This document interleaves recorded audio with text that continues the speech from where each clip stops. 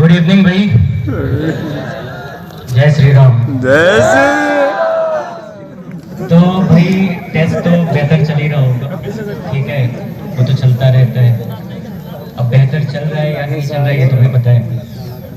अब बात ये है कि ये जो टेस्ट है इसमें कुछ बच्चे तो बहुत अच्छा कर रहे हैं, लेकिन कुछ बच्चे अभी बहुत अच्छा नहीं कर पा रहे होंगे।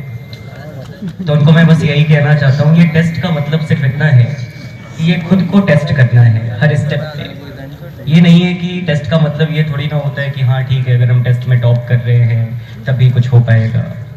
टेस्ट का मतलब है कि ये पूरे साल जो हमारा टेस्ट चल रहा है इससे हम खुद को जज कर सकते हैं कि हम कहाँ पे हैं, कहाँ पे एग्जिस्ट कर रहे हैं। तो हर बार हमें जो टेस्ट देना है उस टेस्ट से अपने खुद को टेस्ट करना है कि हम कहाँ एग्जिस्ट कर रहे हैं, और जो भी गलतियाँ हो रही हैं उनसे हमें सीखना है और अगली बार वो गलतियाँ नहीं करना है। तो सबसे पहले अपनी मिस्टेक्स को पॉइंट आउट करना है हर टेस्ट में।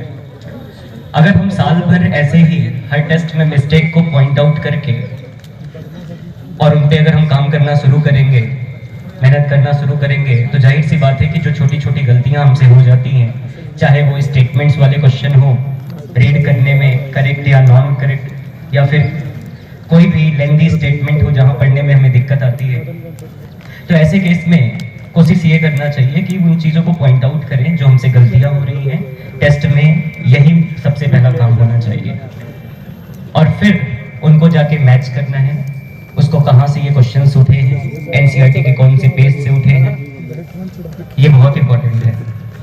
और खासकर जब हम जूलॉजी की बात करते हैं तो जूलॉजी में तो हमें पता है कि ज़्यादातर 100% क्वेश्चन सोचना ही नहीं है, उसमें एनसीईआरटी बेस्ड होते हैं, यहाँ तक कि डायग्राम्स हो या फिर कोई भी लाइन्स हो। तो हमारा पूरा फोकस कहाँ होना चाहिए, एनसीईआरटी पे होना चाहिए। फिर अगर टाइम मिलता है तो हम और भी चीज़ों की तरफ जा सकते हैं, लेकिन पहला मोटिव जो होना चाहिए वो क्या होना चाहिए, एनसीईआरटी होनी चाहिए। अब बात यह है कि कभी कभी जब हम क्वेश्चन सॉल्व करते हैं प्रीवियस ईयर क्वेश्चन पेपर, तो उसमें कुछ हमें क्वेश्चन ऐसे दिख जाते हैं जो कभी एनसीईआरटी में थे नहीं और पूछे गए हैं। लेकिन उन क्वेश्चन से घबराने की जरूरत नहीं है, एक्चुअली में वो पुराने पैटर्न के क्वेश्चन हैं, वो पुराने पैटर्न के क्वेश्चन हैं। और पुराने पैटर्न के क्वेश्चन क्या होता है कि पहले एनसीईआरटी में कुछ चीजें थी तो वो चीजें पूछी गई थी, लेकिन अब हम जब एनसीईआरटी में उन क्वेश्चंस को मैच करते हैं तो हमें मिलते नहीं है। इसका मतलब ये है कि पैटर्न में चेंज आया है। और तुम देख सकते हो कि पेपर कहीं से भी आए, कितना भी अच्छा पेपर बने, कितना भी बेहतर पेपर बने, लेंथी पेपर बने, लेकिन वो रहेगा हमारे सिलेबस बुक से ही। कभी कभी हम क्वेश्चंस करते हैं तो उसमें कुछ क्वेश्चंस ऐसे मिल जाते हैं जिसमें 2-3 ऑप्शन ऐसे होते हैं जो हमारे सिलेबस से रिलेटेड है ही नहीं, लेकिन उसमें एक ऑप्शन ऐसा जरूर रहता है जो हमारे सिलेबस से रिलेटेड है, वही या तो करेक्ट होगा, वही या तो इनकरेक्ट होगा।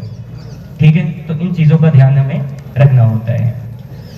तो एक तो मैं कहूँगा जूलॉजी में सबसे पहला फोकस होना चाहिए कि जो टीचर नोट्स प्रोवाइड कर रहा है वो नोट्स पहले फोकस करो, और नोट्स के साथ साथ जो प्रीवियस ईयर क्वेश्चन पेपर्स हैं उनको प्रैक्टिस करो पिछले 10 साल के। और तीसरी इंपॉर्टेंट चीज जो होती है वो होता है कि एनसीईआरटी बेस्ड क्वेश्चन जो हमारे टेस्ट सीरीज चल रहे हैं, उन टेस्ट सीरीज के जो क्वेश्चंस हैं उनको अपने पास रखो। ये नहीं कि पता चला यहाँ से पेपर दे के गए, घर पे चुरमुरा बना के खाए रहे। ठीक है, उन पेपर्स को रखना है लास्ट टाइम तक, और हर टॉपिक से जितने भी क्वेश्चंस बन रहे हैं करीब घुमा फिरा के क्वेश्चन उधर ही से आने हैं। ठीक है, तो करीब अगर हम देखें तो 70 to 80% क्वेश्चन जो है बायो में वो कहीं ना कहीं प्रीवियस ईयर क्वेश्चन पेपर पे आधारित होते हैं, बेस्ड होते हैं। जैसे इस बार का पेपर देखोगे तो जूलॉजी में मैक्सिमम क्वेश्चन ऐसे थे जो कभी ना कभी पूछे गए हैं और कहीं ना कहीं उस पर बेस्ड होते हैं। तो जाहिर सी बात है एनसीईआरटी और प्रीवियस ईयर क्वेश्चन पेपर तो हमें मस्ट करना है। मतलब पूरा फोकस अगर मैं कहूँ तो साल भर अगर जूलॉजी में किसी चीज़ पे होना चाहिए तो पहला नोट्स, दूसरा एनसीईआरटी और तीसरा प्रीवियस ईयर क्वेश्चन पेपर। और ये सब करने के बाद उसके बाद जब तुम टेस्ट ईमानदारी से देते हो तो तुम्हारे नंबर भी अच्छे आएंगे, और नंबर तुम्हें टेस्ट में यहाँ नहीं, उस दिन लाने हैं जिस दिन एग्जाम होगा। तो उस दिन के मेंटल प्रेशर को हैंडल करने के लिए पहले से अपने आप को क्या करना पड़ेगा, प्रिपेयर करना पड़ेगा। तो पहली चीज तो ये होती है, कुछ लोग ऐसे समझते हैं कि चलो टेस्ट में नंबर नहीं आ रहे हैं तो उनको एंजाइटी हो जाती है, घबराहट होने लगती है कि साला होगा ही नहीं। ठीक है, अब तो कुछ हो ही नहीं सकता। ठीक है, तो पहली चीज मैं बताऊं, एंजाइटी को ओवरकम करना है। एंजाइटी को क्या करना है, ओवरकम करना है, इससे बचना है। तो इससे बचने के लिए सबसे जरूरी चीज जो होती है वो ये है कि माइंडफुल ब्रीदिंग करें। माइंडफुल ब्रीदिंग का मतलब ये होता है कोई भी ऐसी चीज़ जो हमारे बॉडी को और हमारे माइंड को स्लो डाउन करती है, या फिर जो हमें फ्यूचर या पास्ट से प्रेजेंट में लाती है, ये सारी चीज़ें जो होती हैं ये हमें क्या करती हैं, बचाती हैं। ठीक है। और इन सारी माइंडफुल ब्रीदिंग प्रैक्टिस करना बहुत जरूरी है। माइंडफुल ब्रीदिंग का मतलब कंट्रोल्ड ब्रीदिंग है। कंट्रोल्ड ब्रीदिंग का मतलब तुम समझ रहे होगे कि जैसे कि हम सांस लेते हैं तो हम बहुत ज़्यादा इनहेल करते हैं, और इनहेल करने के बाद कोशिश ये करें ज़्यादा टाइम तक हम एयर को क्या करें, एक्सहेल करें।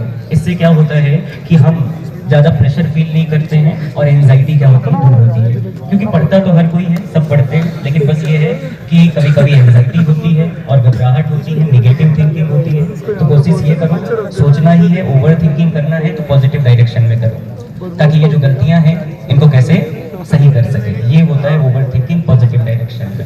निगेटिव डायरेक्शन में नहीं सोचना है कि हाँ चलो पेपर खराब हो गया तो अब क्या होगा, अब तो मेरा सिलेक्शन होने वाला नहीं है। तो कोशिश ये करो, ओवर थिंकिंग जब भी करो पॉजिटिव डायरेक्शन में करो, और ये चीज़ सोचो कि इस समस्या से कैसे बाहर निकले। देखो डर सबको लगता है, सक्सेसफुल जो इंसान होता है, जो अनसक्सेसफुल होता है, जब कोई भी हम नया काम करने जाते हैं ना तो डर लगता है मेरे भाई।